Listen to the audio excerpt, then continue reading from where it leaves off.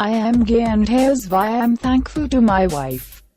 I was not ready to get married, but my parents forced me to enter holy matrimony.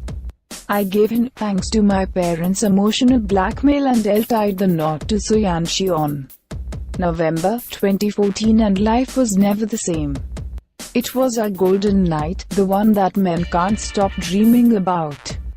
I entered the room after much deliberation and found her sitting on the bed, draped in bridal refinery. She was so beautiful that it was hard to not get attracted to her.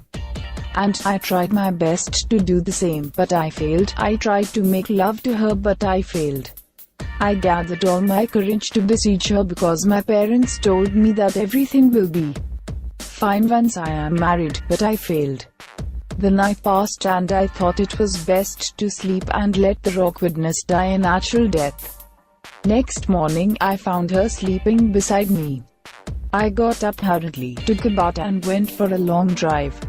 Ignoring the post-wedding madness at home, I drove. I had to turn back when I got a call from my father instructing me to be at home at once.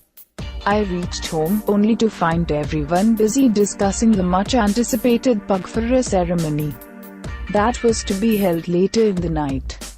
Much to my discomfort, I got engulfed in those preparations too.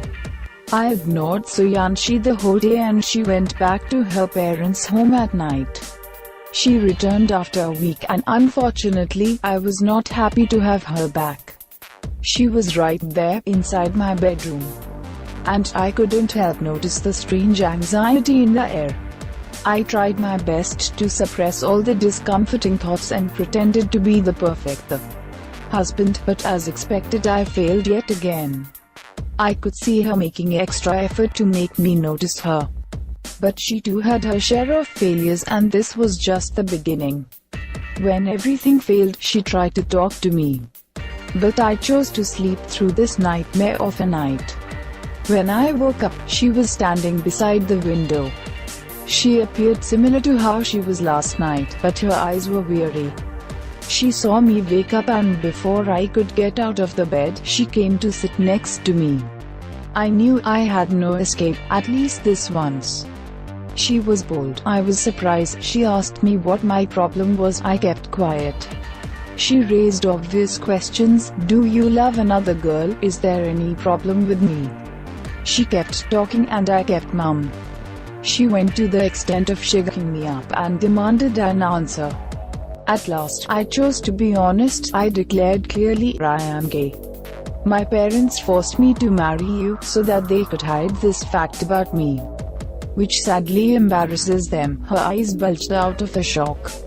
She grabbed my car keys from the side table and went out of the room, without uttering a word. The next thing I heard was the sound of my car's engine. She was gone. Days later, I received the divorce papers and a note from her that read, I respect your sexuality, but you should have told me about this before tying the knot with me. I signed the papers and sent them back.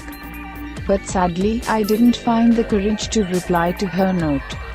And that's something I regret till date. She was gone for good, but I unleashed my conscience.